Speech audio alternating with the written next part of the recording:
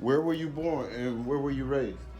I was born and raised in Bensalem, Pennsylvania. Um,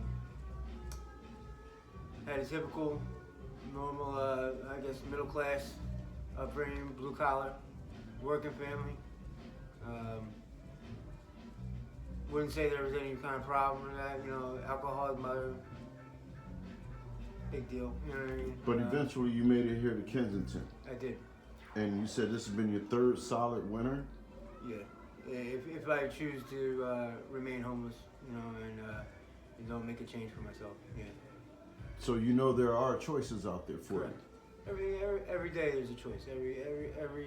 Every day I wake up and choose to do this. It's nobody else's fault but my own. you. So what actually has you out there in the street? What are you chasing after? What type of drug are you using or not using? I use heroin and meth. A speedball. That's what I do. It's I don't even know what the hell it is now. It's so nasty out there. I've been coming down here for 20 years.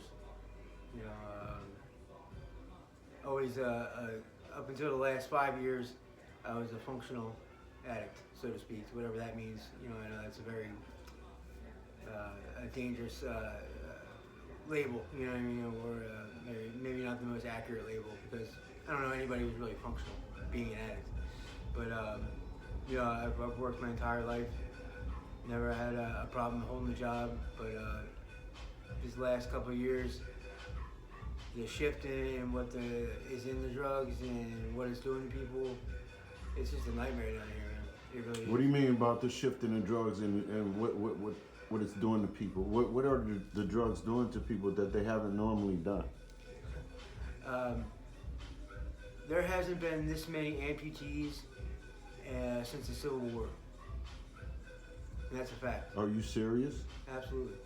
You walk around and there's people okay with losing hands, fingers, toes, legs.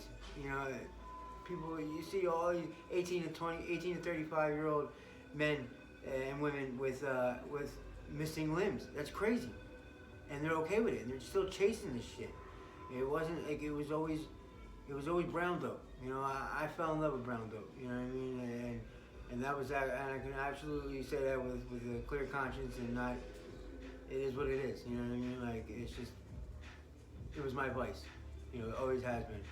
But this is not that at all. Whatever the hell it is, this trank, this Fetty monster that it is right now, is just an absolute Walking Dead kind of situation. You know what I mean? Like, so if you continue to use this speedball, as you call it, will you be subjected to losing fingers and digits? I'm sure it will, or at least shit. I had to get Narcan this morning, 5:30 in the morning, over 100 the station. Someone gave you Narcan. Dead. I was dying. So you OD'd this morning. Mm-hmm. Yep. And that was from the fentanyl. The trank and the trank and meth. And meth. Yep. Wow. And I'm recovering now. I was gone for about 4.5 months. I had MRSA, osteomyelitis in my spine. Deteriorated 30% of my tailbone. I'm still regaining the weight. I'm skin and bones. I'm usually 190 pounds. I was down to 117 pounds. I could barely walk. I was that hunchback. That's another thing is you see all these hunchbacks. People walk around with, they're bowed. You know what I mean? Like, it's crazy. But a lot of people don't know that they probably have MRSA in their spine. And that's what I did. I wasn't the guy that was walking around with abscesses all over their body. But little did I know that it was spooling up in my spine. And it was just eating away at my back. And, I got a girl down here, and my nickname was always the pack mule, because I carry all them bags, walking around back and forth, and I always thought it was that was hurting my back, and I was just, I'm 4 years old, you know what I mean, I thought it was just deterioration, I thought it was that, but one day, keeled over, asphyxiated almost, and I literally almost died on the street. I'm lucky that a passerby had seen me and called 911 for me. And then I spent the next 3.5, 4 months in the hospital. 3.5, 4, recuperating, Yeah, correct? I had a PICC line. I had 74 days of IV antibiotics. Every narcotic known to man getting pumped into me because just for the pain. It's more. It was more painful on the pain scale. That's what the doctor told me than pregnancy, than childbirth. I had like the first couple weeks. I was just literally in my sleep, and during the day I'd be like screaming, asking him to cut my fucking legs off, whatever it was, because I had this. I had 2 bags in me. I had drainage ports in one in my groin and one in my back, and the shit that was coming out of that thing and these bags, just nasty, you know. And but you know, if anybody knows what MRSA is, it's an antibiotic resistant form of bacteria, an infection that is almost impossible to kill. You know, and that's what I had to basically almost get to that breach of death for that medication to kill, or at least to eradicate it from my back. And So let me ask you a question. These drugs that everyone is selling out there now, the heroin, you say is not the same. They've been adding fentanyl into the heroin that was there, and then you mix it with what now? Trank. And Or are you mixing it with Trank, or No, are they they mixing it with mix Trank? it. Yeah, they with mix it. Trank. They mix it all. Yeah, I can't. There's only maybe 2 or 3 spots in this entire city that I think even have real heroin in it. That's it. The rest of it is all. At this point, it's becoming like basically a choke point of just terrible shit that they're putting into these bags, because they're running out of all the Trank. The supplies are being cut off, obviously by either the police, the government, whatever the hell it is. But the flow is not exactly happening the way it used to. You know what I mean? Like, this is not the Kensington I remember. How much is a dose of heroin now? But you said there's no heroin out there. So what are the people using in place of heroin? It's animal tranquilizer. So that's what they call the Trank. And how much is Trank? Yeah, it's cheap as shit. But I mean, like, the bags are $5. You know what I mean? Those blue bags. But I mean, it costs any of these dealers, it's like $70 an ounce. You know what I mean? So do the math on that. You know what I mean? Like, these people are making hand over fist money, but they're having to replace it. It's not the xylazine. There's the original Trank was xylazine, and now they're having reptile, all sorts of different tranquilizers that are not the market brand, or like the traditional, or So they're the using quality. other tranquilizers made for other animals instead of the horse tranquilizer? Absolutely. I had one of the outreach, you know, the guys with the orange vests, you know, Yeah. tell me that they've been collecting, you know, drug screens from different programs. I'm not sure where it came from, but they were getting urine samples that was picking up only Trank and almost a couple of different other crazy shit, like different additives and different cutting agents and stuff. And that's why all these people are having all these disgusting infections on their bodies, because they're mainlining poison. They're just poisoning. You know what I mean? It's push comes to shove, it's not drugs anymore. It's straight up poison. You know, they're killing us off wholesale. You know, this is like, if the mayor wanted to do something to get rid of it, she's doing it. She's doing it. So you're saying if the mayor wanted to get rid of you by allowing you to continue to use these drugs, I think she's is. doing a good job? Yeah.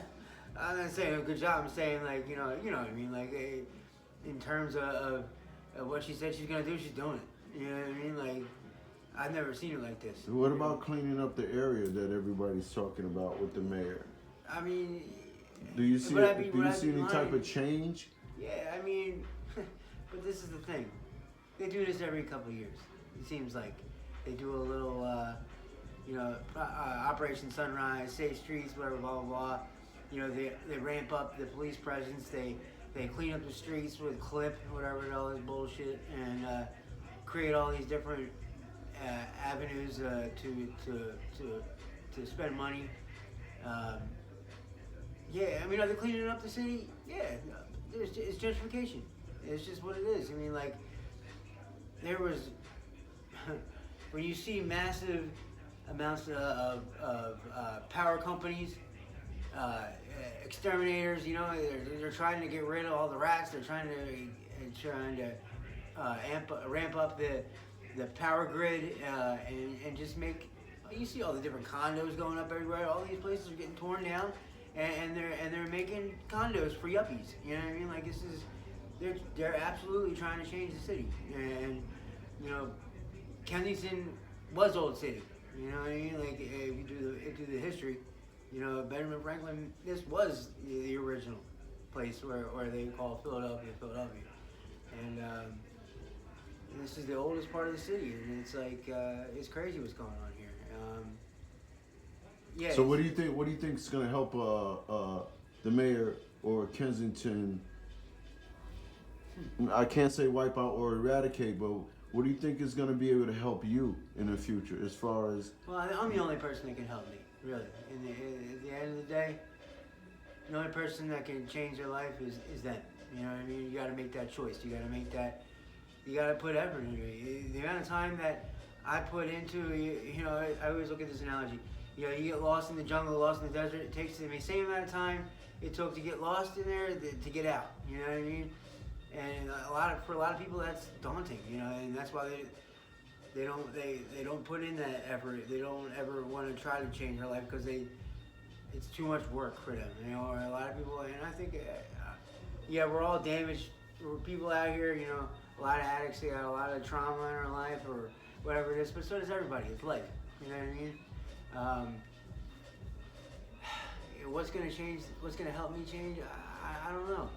There's a million programs out there. There's a million different. Are you ready to accept the program? Yeah, I mean, I heard a lot of people say, "Yeah, I want to do this, I want to do that," but they never take that initiative. The last person that I tried to get help for, asked him, "You want to go away?" He's like, "Yeah, I want to go away, but I gotta get me some clean clothes first." I'm like, "Oh, wait a minute! Now you're trying to put obstacles in front of your progress." Yeah, the only thing that's holding me back, and I came down here again, going back to the female thing. I have a girl right now, and as corny as it might sound, like I made promises to her, like I would never leave her. You know, I'd never leave her behind, never quit on her, and she's never quit on me either. So I actually have gone to treatment twice, and came back trying to get her out of here, and it's getting to the point now where it's if she doesn't do it this time, I have to make the choice for my own life, and because if she doesn't want it, then obviously it's not gonna happen. So, but we have to make a conscious decision very soon because there's not a good ending to this story out here. You know, tomorrow's never promised to us, they say. Absolutely. Yesterday's history, tomorrow's a mystery, today's a gift, right? You know, I've been doing this so long, so many different, I've done the state tour of rehabilitation programs. So when do you think you'll be ready to actually say, all right, enough is enough? I'm ready today. I'm ready. I am ready because I've lost everything 10 times over. I have nothing holding me here besides her, and at the end of the day, it's getting less and less evident that she wants a future for herself or for us. So, yeah, it's reaching that breaking point. You know what I mean? Like, and it's no longer, there is no enjoyment of getting high out here or doing anything. It's just a chore, and it's a daily rat race Well, if you don't mind me asking, how did you accumulate your funds or the money to buy your drugs? You say it's only $5 for the Yeah. I mean, I get a check from the heroin? military. you say I what? get a check from the military. I was in the army for 6 years. Also, you're a vet. And can the vet system help you out Yeah. for recovery? Mhm. So you are just not ready for that assistance. I've done it. I've had 6 years. I've had 6, 7 years clean. I was on methadone, but I was clean. You know, I wasn't putting a needle in my arm. I wasn't chasing a drug, so to speak. You know, I did my morning thing. But that was it. You do realize the methadone and the Suboxones are I know exactly what they a are. government opioid. I know what they are. Yeah. But it's a better of two evils. You know, I'm not putting a needle in my neck. I'm not I'm not chasing a corner. I'm not doing any of that shit. When I'm on that, I have a job. You know, I got 3 degrees. That's ridiculous. What do you have degrees in? Plumbing, electrical, HVAC. I have Culinary Institute of America, associates right there, and then I have a minor in music theory. That's good shit. Real good shit. So you are an accomplished person. Yeah. You That's just like- fell victim to the elements outside. And you say you've been out there how long now? On your 4th winter? Yeah. Yep. But how long have you been in the addiction, if you don't mind me asking? Since I was 15 years old. Since 15. And you're how old now? 40. Wow. You're still here. You know, I keep thinking that I'm meant for something better. You know what I mean? Meant for he's keeping me here, and I keep say he. I don't ever try to push anything on anybody, but it's the God of my understanding. You know what I mean? I have that as and I try to hold on to that as much as I can, because without a spiritual element in our lives, I think that we're very much lost. You know, and whatever you find it is, good for you. But, Yeah, because I noticed that. You know, I told you last night when I met you that I would offer you some food, to bust your gut, Mhm. and then we'd sit down and have a conversation. And I came back in and I looked on my security cameras, and I pointed out to my wife because we were watching the security cameras. Like, wow, you're actually praying before you ate. Do you have a specific religion? Yeah, I'm Christian. You're Christian? Yeah. All right, that's what's up. That's what's up. You And I noticed that I'm like, damn, that's heavy. You actually sat there on the steps and prayed before you ate. And I wanted to mention that in this interview because we're coming to the conclusion. But if you do really have a faith in your higher being, do. whoever it is, talk to him, have that conversation. I've had many. Have that conversation with whoever it is up there in your head and see where it takes you. You want to do me a favor? Say your name again. Zachary Graver. Zachary Graver. It's very nice to meet you today. Nice to meet you, sir. Thank you.